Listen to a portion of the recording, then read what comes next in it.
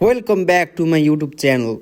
आज फेरि हामी अर्को नयाँ आइपिओ न्युज लिएर आएका छौँ, जहाँ नेपालका केही ठुला कम्पनीहरूले अब छिट्टै बुक बिल्डिङ प्रक्रियाबाट आइपिओ ल्याउने तयारी गरिरहेका छन्, जसले सेयर बजारमा नयाँ उत्साह ल्याउने अपेक्षा गरिएको छ। अहिले चर्चामा रहेका कम्पनीहरूमा यति brewery, Norvic international hospital, Laxmi steel, Jagdamba spinning mills, Piyalo lubricants र नेपाल टी डेभलपमेन्ट कर्पोरेसन जस्ता कम्पनीहरू समावेश छन्।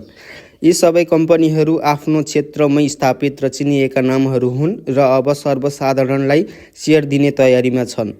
बुक बिल्डिङ भनेको यस्तो प्रक्रिया हो जहाँ पहिले ठुला लगानीकर्ताहरूले सेयरको मूल्य निर्धारण गर्छन् र त्यसपछि सर्वसाधारणलाई सेयर खुला गरिन्छ, जसले गर्दा कम्पनीको वास्तविक मूल्य नजिक आइपिओ प्राइस तय हुने सम्भावना हुन्छ।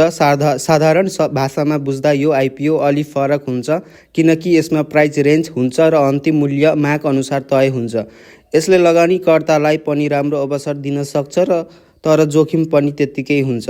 अहिले नेपालको सेयर बजारमा नयाँ सेक्टरहरूबाट आइपिओ आउनु राम्रो सङ्केत मानिन्छ, किनकि यसले बजारलाई डाइभर्सिफाई गर्छ र नयाँ इन्भेस्टमेन्ट अपर्च्युनिटी दिन्छ। विशेष गरी नर्भिक इन्टरनेसनल हस्पिटल जस्तो हस्पिटल सेक्टर र यति ब्रिवरी जस्तो म्यानुफ्याक्चरिङ सेक्टरबाट आइपिओ आउनु लगानीकर्ताका लागि निकै चासोको विषय बनेको छ।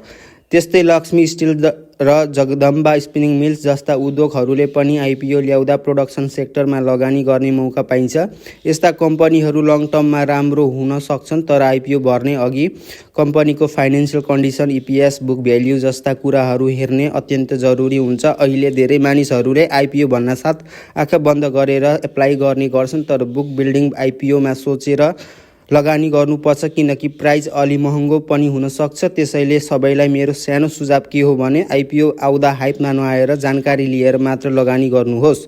आउने दिनहरूमा यी सबै कम्पनीहरूको आइपिओ खुल्ने समय, प्राइस रेन्ज र एप्लाई गर्ने तरिका बारे पनि हामी तपाईहरूलाई अपडेट दिनेछौँ। त्यसैले च्यानललाई सब्स्क्राइब गर्न नभुल्नुहोला र बेल आइकन पनि प्रेस गर्नुहोस्, ताकि अर्को आइपिओ न्युज भिडियो तपाईँले छुट्याउन नपरोस्। त्यस्तै इन्फर्मेटिभ आइपिओ अपडेट्सका लागि हामीसँग जोडिरहनुहोस्।